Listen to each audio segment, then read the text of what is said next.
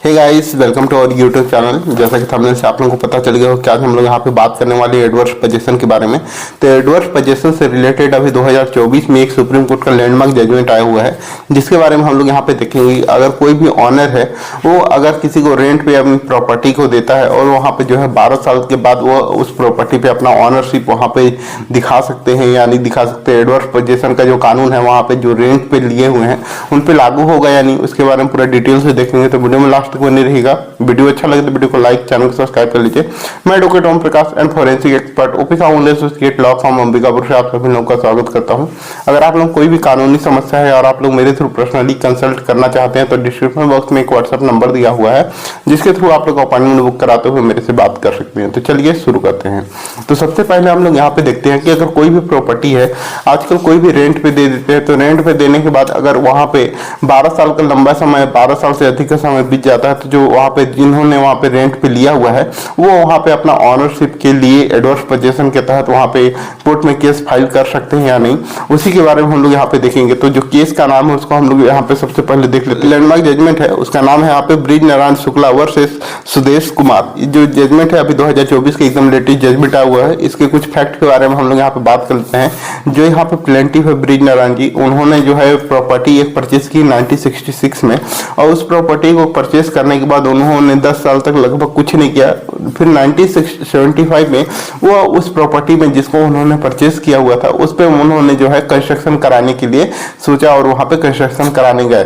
तो उस समय जो डिफेंडेंट है सुदेश कुमार, उन्होंने उस चीज को वहां पे ऑब्जेक्शन किया कि उस प्रॉपर्टी पे मेरा जो है कब्जा है और मैं 1944 से उस प्रॉपर्टी पे मैं कब्जे में हूँ और उस प्रॉपर्टी पे मेरा मालिकाना हक है, और मेरा इसी के रिगार्डिंग जो हम लोग का डिस्प्यूट है वो 1944 से चल रहा है। और जो पुराने आपके ऑनर थे जिनसे आपने प्रॉपर्टी परचेज की है उनसे हम लोग का अभी तक चलते आ रहा, तो आपसे तो इस प्रॉपर्टी के बारे में आप इस पे कब्जा नहीं कर सकते, इसका ऑनर मैं ही हूँ, वहां पे कल आऊंगा। इस तरीके का उनके द्वारा जो है वहां पे आर्ग्यू किया गया और वो जो प्रॉपर्टी है उसको वहां पर जो ब्रिज नारायण जी हैं जिन्होंने इस प्रॉपर्टी को परचेज किया था उनको उस प्रॉपर्टी पे जो है कब्जा नहीं करने दिया गया, उन पे वहां पे कंस्ट्रक्शन नहीं करने दिया गया।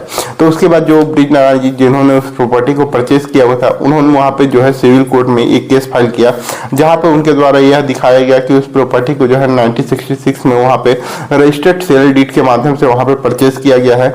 और जो उनके द्वारा उस प्रॉपर्टी पे जो दिखा रहे हैं कि वहां पे कब्जे में है, उनके द्वारा यह भी कहा जा रहा है कि उनके द्वारा रेंट पे उस प्रॉपर्टी को लिया गया था और उसके बाद वो 1944 से उस प्रॉपर्टी पे अभी तक कब्जे में है, तो इसीलिए उनको वहां पे ऑनरशिप वहां पे मिलना चाहिए। तो इस तरीके के जो है सिविल कोर्ट ने फिर जिन ब्रिज नारायण के फेवर में वहां पे जो है फैसला सुनाया, क्योंकि वहां पे रजिस्टर्ड सेल डीड के माध्यम से उनको जो है ऑनरशिप वहां पे दिखाया गया और जो डिफेंडेंट है उनके अगेंस्ट वहां पे फैसला दिया गया। उसके बाद जो डिफेंडेंट है उनके द्वारा फर्स्ट अपील वहां पे कोर्ट में किया गया, जहां पे उनका जो है अपील वहां पे जो है कैंसिल कर दिया गया। उसके बाद जो उन्होंने सेकेंड अपील हाई कोर्ट में किया, तो हाई कोर्ट में उनके द्वारा जो अपील किया गया उसमें वहां पे हाई कोर्ट ने उस चीज वहां पे देखा कि उनके द्वारा उस प्रॉपर्टी पे जो है 1944 से उस प्रॉपर्टी पे कब्जे में है, और साथ ही इनके द्वारा यह भी कहा गया कि इनके द्वारा जो केस फाइल किया गया है वो भी टाइम बार्ड है, क्योंकि 1944 से इनके द्वारा उस प्रॉपर्टी पे कब्जे में है, तो इस प्रॉपर्टी पे जो है टाइम जो है वो भी बार्ड हो गया है। मतलब 12 साल से लंबा समय यहाँ पे इनका बीत चुका है और उनके द्वारा कोई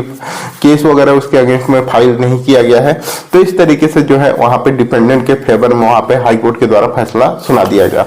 उसके बाद जो यहाँ पे एप्लीकेंट है, जो यहाँ पे ब्रिज जिन्होंने उस प्रॉपर्टी को परचेज किया हुआ था, वो हाई कोर्ट के जो फैसला था उसके अगेंस्ट में उनके द्वारा सुप्रीम कोर्ट में अपील किया गया। तो सुप्रीम कोर्ट ने वहां पे सभी चीजों को अच्छे से देखा और वहां पे 3 चीजों को वहां पे जो है डील किया गया, 3 बातों को। पहला, उनके द्वारा यह कहा गया कि अगर कोई भी प्रॉपर्टी वहां पे जो है, अगर जो सुदेश कुमार है डिफेंडेंट है वो वहां पे टेंटेड है और जो यहाँ पे ब्रिज नारायण जी है वो वहां पे ऑनर है, इसीलिए जो है वहां पे उस प्रॉपर्टी को रेंट पे लिए हुए हैं, तो वो वहां पे जो है एडवर्स वहां पे पोजीशन लागू नहीं होगा, उनके द्वारा वहां पे परमिसिव पोजीशन वहां पे लागू होता है। इसीलिए जो है उस प्रॉपर्टी का ऑनर उनको वहां पे नहीं माना जाएगा।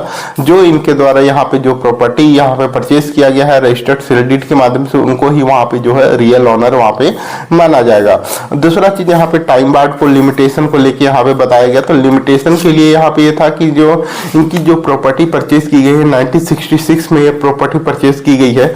और जो है इनके द्वारा जो है उस प्रॉपर्टी को 1944 से जो प्रॉपर्टी में सुदेश कुमार जी उस पे कब्जे में थे, उस चीज को वहां पे नहीं देखा जाएगा, बल्कि जिस दिन से उन्होंने प्रॉपर्टी परचेज की है उस डेट से उसको वहां पर से काउंट किया जाएगा। तो ये भी जो है लिमिटेशन टाइम के अंदर में है के आधार पे यहाँ पे जो है सुप्रीम कोर्ट ने फैसला सुनाया और हाई कोर्ट के जो भी आदेश था उसको वहां पे अपास कर दिया, यानी सेटिस्फाइड कर दिया गया।